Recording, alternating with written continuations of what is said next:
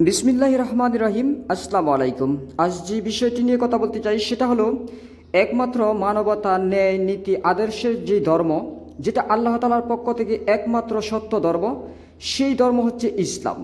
এই ইসলাম ধর্মটিতে যুগে যুগে আল্লাহ তাআলা কেন হুকুম আহকাম চেঞ্জ করেছেন। যেহেতু এটা সত্য ধর্ম, তাহলে তো মানব সভ্যতার শুরু থেকেই এই ধর্মটার একটা হুকুম আহকাম থাকলেই চলতো। তাহলে আল্লাহ তাআলা কেন বারবার এখানে বিভিন্ন নবী রাসূলদের মাধ্যমে এইটাকে বারবার আপডেট করেছেন, কেন এই প্রয়োজনটা কেন পড়লো? এই বিষয়টা সম্বন্ধে বিস্তারিত সহজ সরল ব্যাখ্যা আপনাদের সামনে তুলে ধরার চেষ্টা করব। আজকের ভিডিওটি ভীষণ ইন্টারেস্টিং হতে যাচ্ছে। এরকম নিত্য নতুন ভিডিও সবার আগে পেতে আমাদের চ্যানেলটি সাবস্ক্রাইব করে বেল আইকন প্রেস করে রাখুন। যে বিষয়টি নির্ধারণ করেছি এটা বুঝতে হলে আমাদেরকে শুরুতেই মানব সৃষ্টির মূল জায়গাটা, শুরুর জায়গাটা বুঝে নিতে হবে। কেননা যে কোনো জিনিসের মূল জিনিসটা যদি না বোঝা যায়, না জানা যায়, তাহলে কিন্তু সেই জিনিসটার সম্বন্ধে স্বচ্ছ ক্লিয়ার ধারণা পাওয়াটা অনেক কঠিন। আল্লাহ তাআলা প্রথম মানবী মা হাওয়া আলাইহিস সালাম এবং আদিপিতা হযরত আদম আলাইহিস সালামকে সৃষ্টি করার পর তাদেরকে জান্নাতে রেখেছিলেন।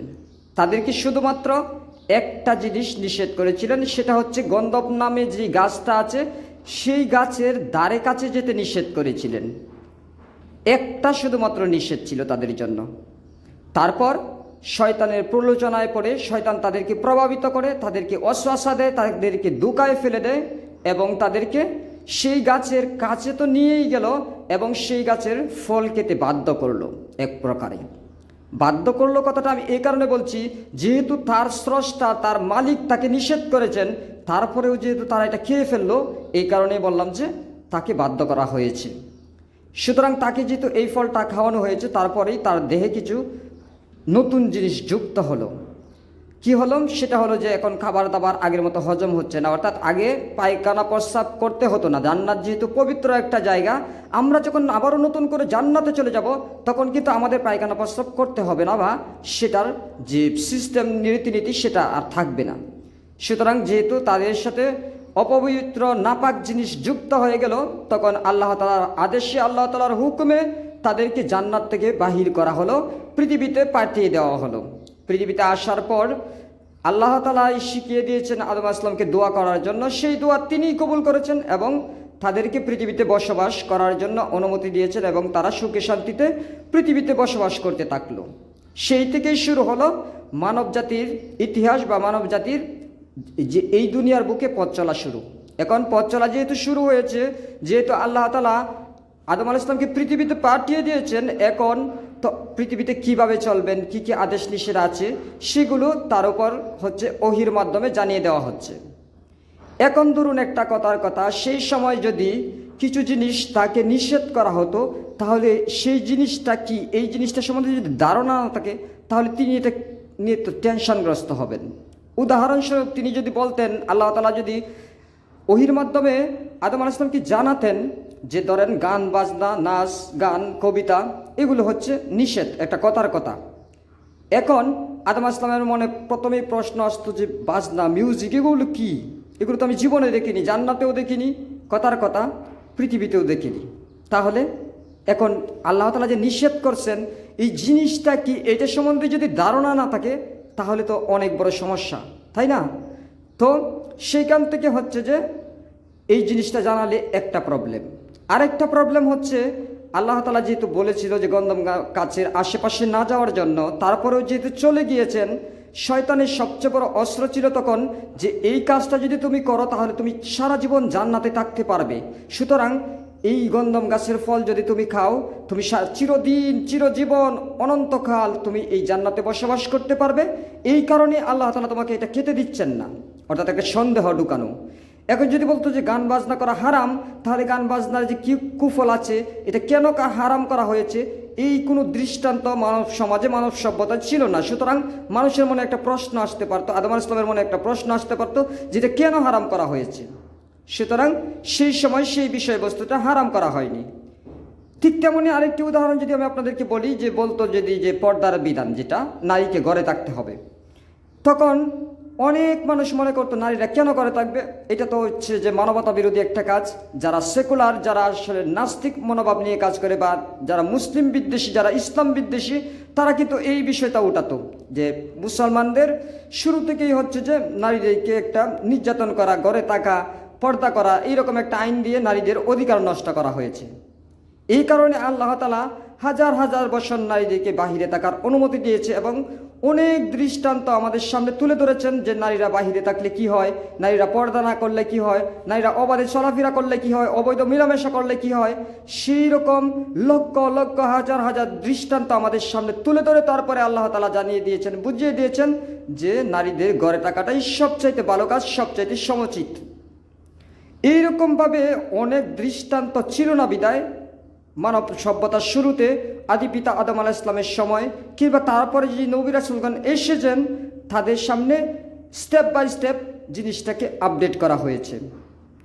ধরুন আমাদের যে প্রিয় নবী, যিনি সর্বশেষ নবী এবং রাসূল, যিনি সকল নবী রাসূলদের নেতা, তিনি যখন পৃথিবীতে এসেছিলেন, যদি কোরআনে এরকম একটা আয়াত নাজিল হয়ে যেত কথার কথা যে ইউটিউবে হচ্ছে ইসলামের কোনো আলোচনা করা যাবে না, তখন মানুষ আলোচনা করা যাবে না সেটা থেকে বেশি চিন্তা করতো ইউটিউব জিনিসটা কি, ইউটিউব জিনিসটা কি, এটা আসলে বিষয়টা কি, এটি তো মানুষ বুঝতে পারতো না।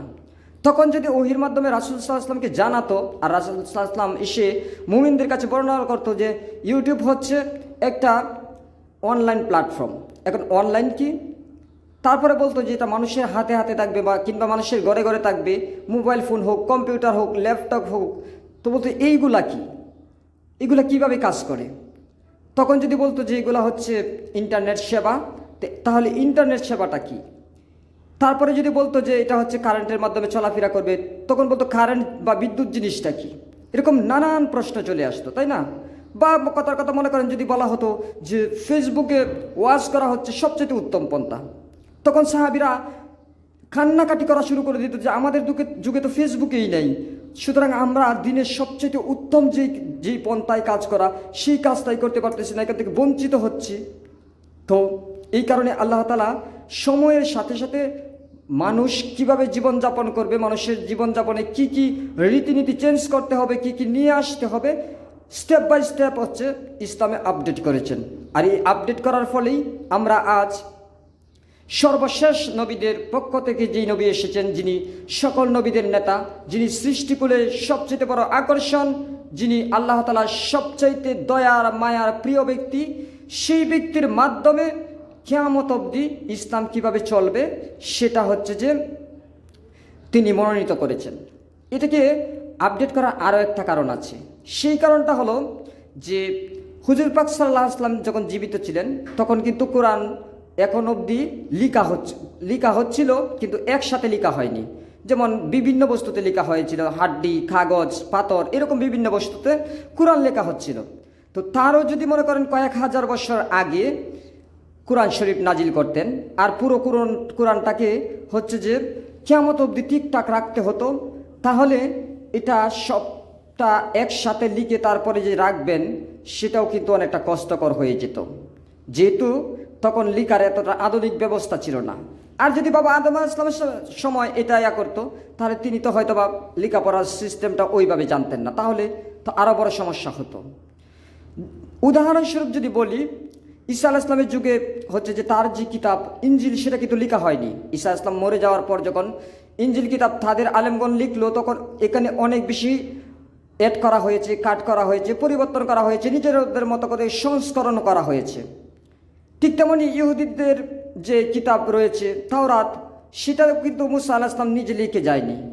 এটার কারণে আপনারা দেখবেন এইসব কিতাবে, এইসব গ্রন্থে, এইসব যে ধর্মীয় ব্যবস্থাপনা সেখানে অনেক বেশি হজবরল আছে, কি বলে এটাকে, বেদাতপন্থী আছে অনেক বেশি, যেগুলো ইসলামের সাথে যায় না। কারণ এটা যে যার মতো করে মনের মতো করে লিখেছে, এটা যে পরিপূর্ণ আল্লাহ তাআলার বিধান লেখা হয়েছে সেটা কিন্তু আমরা কখনোই মেনে নিতে পারি না।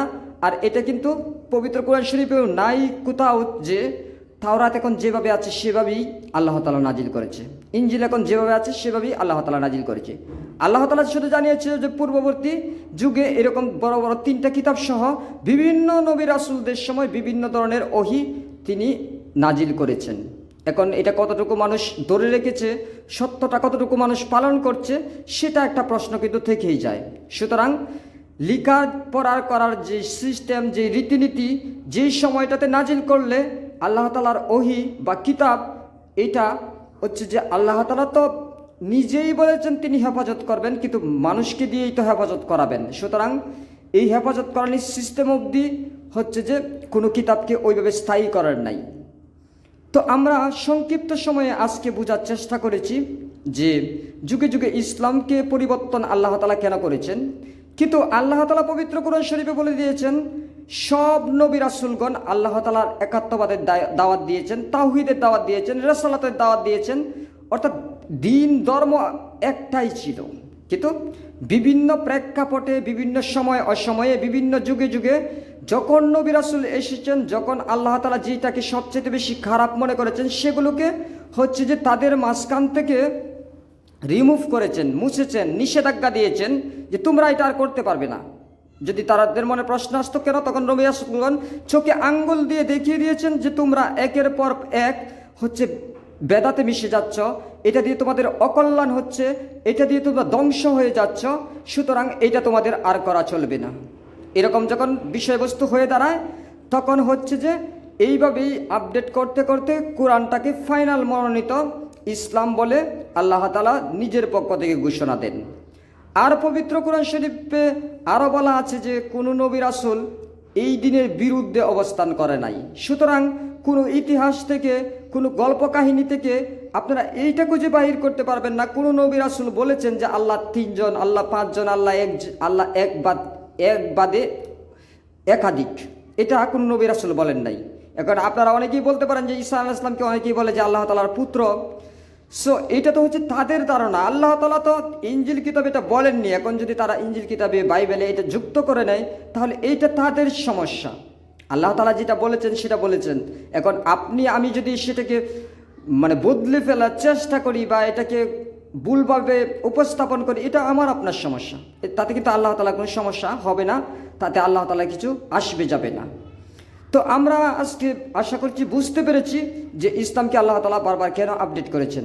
তো এই ইসলাম ধর্ম যে সত্য ধর্ম, সেটা বুঝার আল্লাহ তাআলা পৃথিবীতে যত মানুষ আছে সবাইকে সেটা বোঝার তৌফিক দান করুন। আজকের ভিডিওখানি কেমন লেগেছে অবশ্যই কমেন্টস করে জানিয়ে যেতে ভুলবেন না। যদি সামান্যতম ভালো লেগে থাকে তাহলে ভিডিওতে একটি লাইক দিয়ে বন্ধু বান্ধবের সাথে শেয়ার করবেন। আপনি যদি আমাদের নতুন শ্রোতা দর্শক হয়ে থাকেন তাহলে চ্যানেলটি সাবস্ক্রাইব করে বেল আইকন প্রেস করে রাখুন, তবে নিত্য নতুন ভিডিও সবার আগে পেয়ে যাবেন। সকলে ভালো থাকুন, সুস্থ থাকুন, কথা হবে নেক্সট টাইম। আজকের মতো বিদায়, আল্লাহ হাফেজ।